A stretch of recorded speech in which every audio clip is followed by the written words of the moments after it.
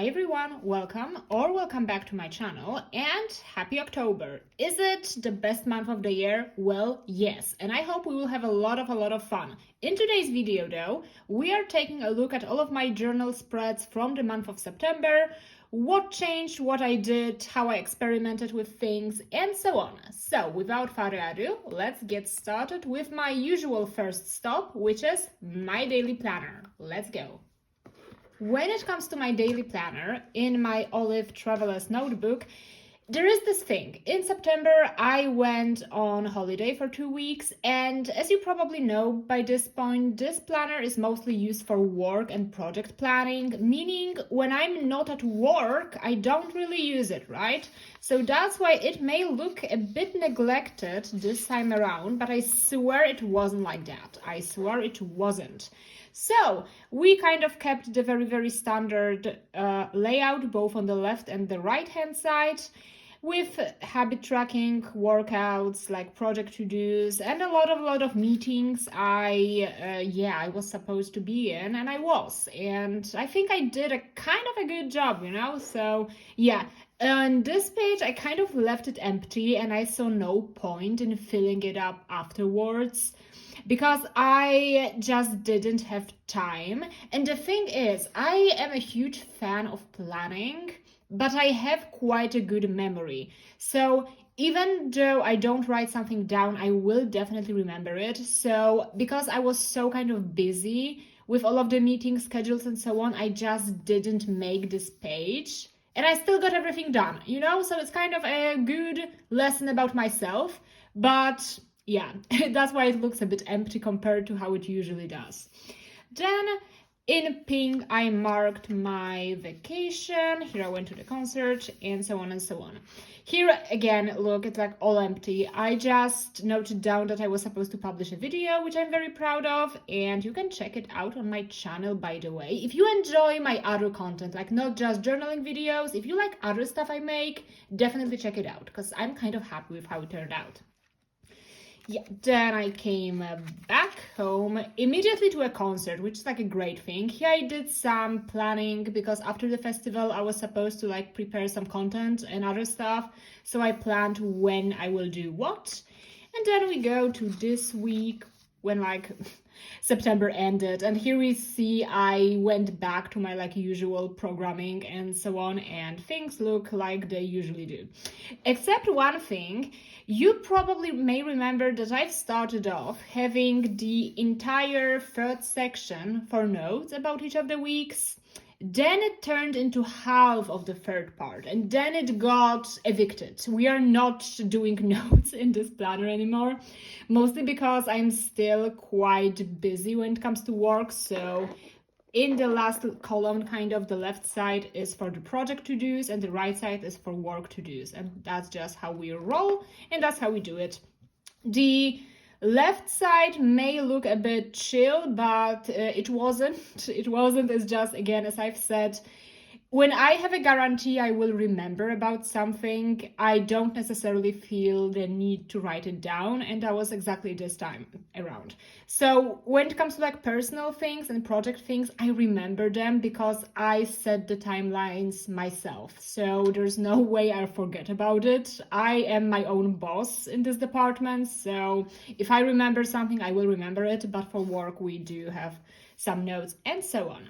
And exactly, this is what I did. I've added some little things into this title page. It's not really a title page, but you know what I mean, right?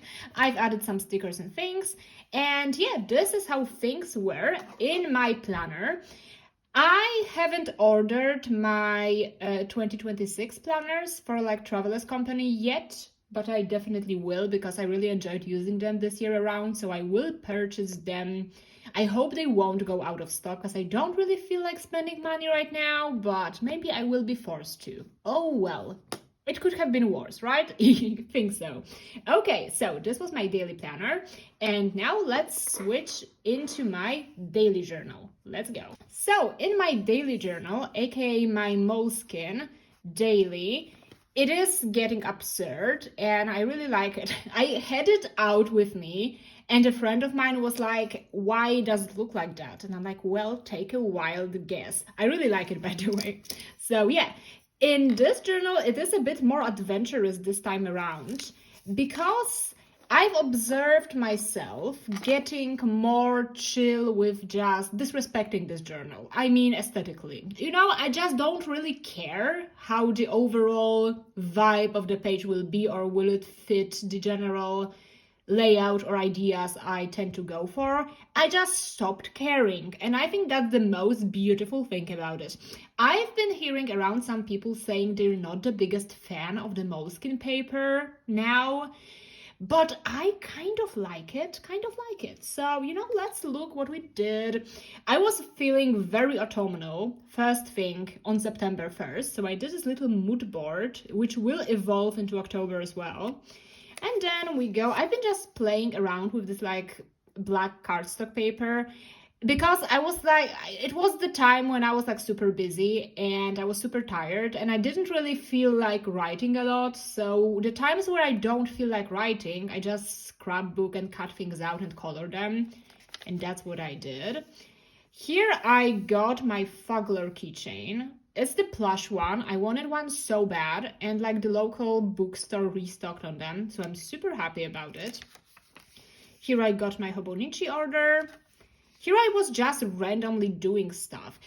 Can I tell you something? I haven't drawn a single thing since I was 16 years old. I am now 27, by the way. So it's been a decade of me not picking stuff up to draw something. And I was like, actually, why did that happen? How did we get here?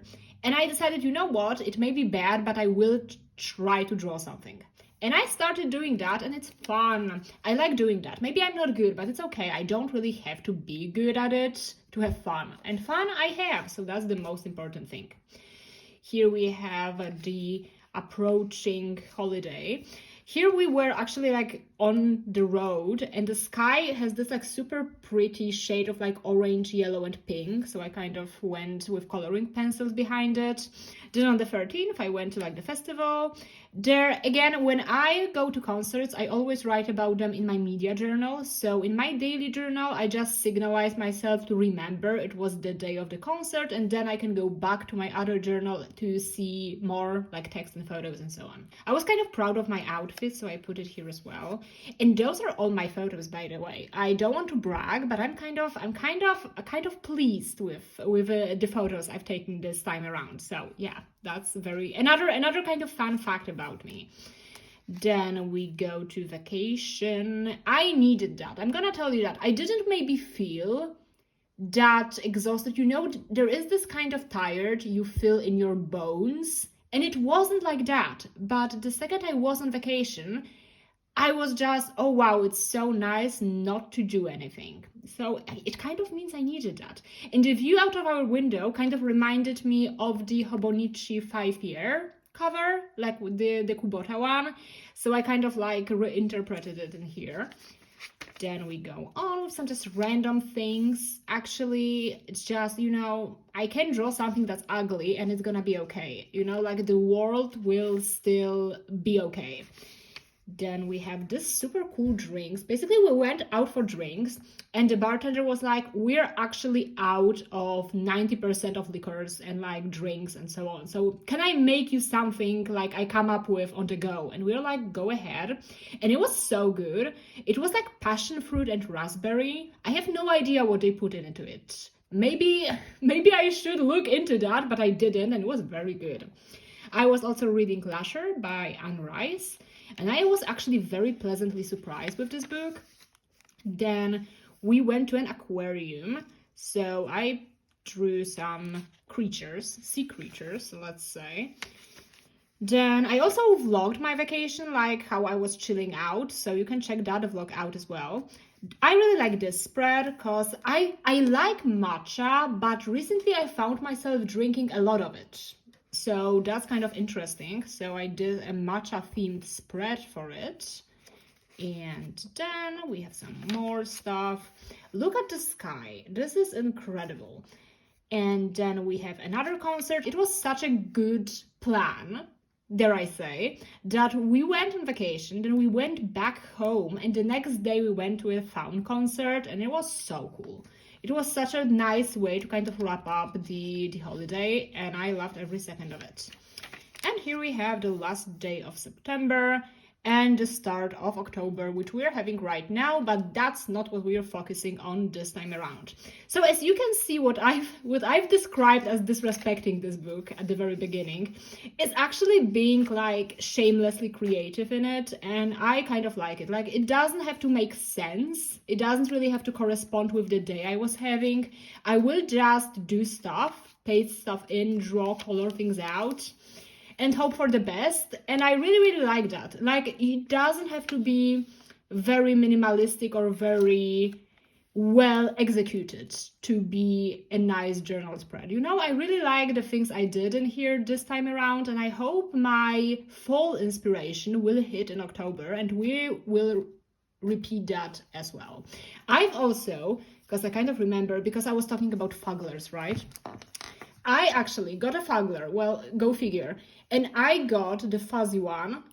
It is like from the first series. It is one of the rare ones, like not the actually rare, but it's not the normal one. And it's so cute. It kind of reminds me of I don't know what they're called, but these spiders that look so adorable. They're like really furry, and they have this small shiny eyes. It kind of reminds me of that. He's adorable. But yeah, that was a quick digression, let me put it this way. And having that done and working on this bad boy soon, it means we can go to my favorite journal, aka my media journal in my A6 rings. Let's go. So yes, going on with the music section, we start with the usual reviews, and the album I really liked this month was the one by Frost. It's a black metal band from Hungary, and the album is called Age of Fading and Doom.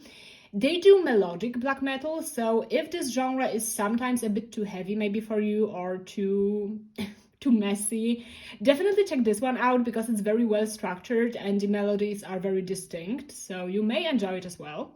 And when it comes to a bit more of a goth rock path, because as you probably know is the second genre I really enjoy, I listened to this album by Four-Way Cross.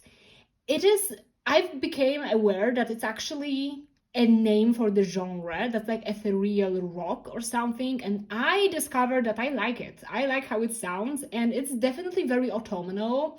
It's not necessarily spooky, but very obscure and kind of surreal feeling. Like you feel you're a character in like a video game or something. So yeah, that's about the little reviews this time around. Then for the longer reviews, we have the review of the new Faun album. It's called Hex. I gave it 3 stars because it was a bit of a funny thing about it. I actually made a video about both this album and the concert by Faun I've been to. This video should be up by now, so I will link it in the description if I've published it already. But I gave it 3 stars, very strong 3 stars. I actually wanted to get this pin. This is an enamel pin they've done, and I really want it, but the shipping cost will break me probably. And then we have another review. We have the review of the Rasmus album. It's called Weirdo. And you know, the thing with the Rasmus is you have to accept cringe in order to enjoy their music. Because if you're allergic to cringe, there's no chance you will ever get through a song by them. I thrive in cringe. I love myself some cringe, so I have no issues with that. But this album was just strange. You know, you release an album, you call it a full album, and it's 30 minutes long. That's a bit embarrassing. But I really like the black and purple aesthetics. I thought it was really good. And one of the songs, it's called Banksy. It's so good. Go listen to it. It's very short. It's like 2 minutes long, which okay. But Banksy by the Rasmus, perfection. And which didn't save it much, but this 2.5 stars are because of Banksy. So check out this song definitely. Then we have the third review. The album by Perry from Little Mix came out, and I gave it 4 stars. It was really good. I was kind of afraid that, people with a voice like hers, which is incredible, I think it's very easy to put them into this label of like, you know, divorced mom pop music, that she's just screaming her ass out in a song and it charts and people are happy, but she doesn't really have a fan base. So I was very positively surprised how diverse this album was. I think it felt very personal and authentic as well. And she kind of showcased all of the different flavors her voice can participate in, and I really enjoyed it. Then we go to the festival review. I've made a video about it again, so if you'd like to check it out, please go ahead. I will link it down below as well. So I put my media/photo badge in here, the poster, the review with some pictures, and then we will go to because there were like 10 bands playing there, which is a lot. So I've talked about it in depth in the video I've mentioned, but the review in here is like very short. But yeah, I've seen a lot of cool bands. I've seen Furia, I've seen Rotting Christ, and Rotting Christ is one of my favorite like extreme metal bands, so it's always a treat to see them. And yeah, I've also discovered a couple of bands, which is great. I always love discovering new music, and I was really happy it happened this time as well. For the usual Polaroid, I've chosen this photo of Rotting Christ I've taken. I really like this photo, I don't know why, but yeah, I've chosen this photo, and then we go to the usual collage. I am, as I mentioned already, kind of happy about the photos and how they came out this time, so that's why I put a lot of them in here. And it's fun fact, it's the first time I had to repeat doing a concert collage. Usually I get it by first try, but this time I kind of fucked it up because I made something similar and then I was like, maybe it would be so cool if I like smudge red nail polish somewhere, and it didn't look good. So I had to revise it because I really liked it. And yeah, I kind of decided to combine colorful photos with black and white ones, and I am rather pleased. Then the next thing is the Faun concert I've mentioned. For the photo, for the Instax photo, we have this photo of Laura from Faun. I've also put this like washi tape in here because it fit the photos so well. And the concert review itself, together with the usual collage, again black and white and colorful, because the majority of photos I've taken had this like purple light in the background, and I thought it would look good combined with black and white, and I kind of like it. There is this, you know, I love doing these collages. I'm obsessed with them, and the thing I enjoy about them specifically is that you can always try out new things. So you can maybe play with colors, play with shapes, maybe with structure, and so with texture and so on. So it's always something new, and I really like it. And then the nostalgic album of the month, it was Slur by Ivor. I think it's like one of her most known albums. I am seeing her in 2 weeks and I'm super excited, by the way, but yeah. And it is not my favorite album by her, but it has some of her greatest songs, I would say. So it's also very autumnal somehow. Maybe it doesn't look like that from the cover, but it is very, very whimsical and kind of melancholic in a way. I really recommend it if you don't know her yet. And then for Artist of the Month, we have Yebanish Privateers. I saw them on tour with Faun this month, and I was just blown away. They're so cool. It is a bit of a cheating, you know, because I've known them before, so it's not like I've discovered them this month, but I fell in love with them this month, so it kind of counts. Again, I went a bit more with black and white this time, and I think it kind of worked. Like, I like the colorful logo and then everything else being black and white. I think it fits pirate aesthetics. So yeah, this was for the music section. When it comes to movies, I have to flip through. Sorry about that. Okay, yeah, I've seen The Conjuring, like The Last Rites. And it was a movie, and I went to see it. And yeah, I'm just kidding. Actually, I gave it like 2 stars, but I kind of expected it not to be like revolutionary horror movie. I feel this way about all of the movies from the franchise, and it's okay. It's fine. Movies like that don't have to leave a lasting impression on you, and I really enjoyed it actually. But I felt this movie in particular, it kind of dragged itself. It was way too long. But I liked how all of the like themes from all of the different like movies interacted with each other. I thought that was really cool. And I also loved the poster. Like, look how cool it is. So yeah, I'm very, very pleased, but I'm kind of glad it's like the last movie about it. Like, please just stop. On the other hand, I just found this like 2-hour documentary about the Warrens on YouTube, so I will watch that because I'm really interested in like their media presence in particular. So I will definitely watch it and maybe update something about this movie later on. And when it comes to books, we have Lasher by Anne Rice. Again, whereas The Witching Hour was 3 stars, but like weak 3 stars, Lasher is strong 3 stars. It's way better than The Witching Hour. So if you've read the first book in the Mayfair Witches series and you're not sure whether to continue, just do get the second book, and it's gonna be way better. I can promise you that. It's still a bit strange at times, but I think it's just a characteristic of Anne Rice's writing that she has preference for themes that are a bit questionable at times, and her right is fine. But yeah, I definitely liked it way more than the first book. I also thought like the general idea of the medical mystery is executed way better than it was introduced in the first book, because the main character, like the main female character, is a doctor, and it actually doesn't make sense in the first book. Like, why are we focusing so much about her being a doctor? And then in the second book we actually know, and it makes way more sense. So just as an example of this book being better structured than the first one, check it out. You're gonna like it. I hope so, because I did. Yeah, okay. So this was everything for my media journal. As usual, my favorite spread, love working on it. And it was also everything for my September journal flip through. Let me know how your month in your journals went. Have you started decorating your hobonichis yet? I haven't. I'm waiting for December for that. Have you gotten all of your journals for next year? Let me know in the comments. And for now, have a great day, great evening, and see you in the next video. Bye!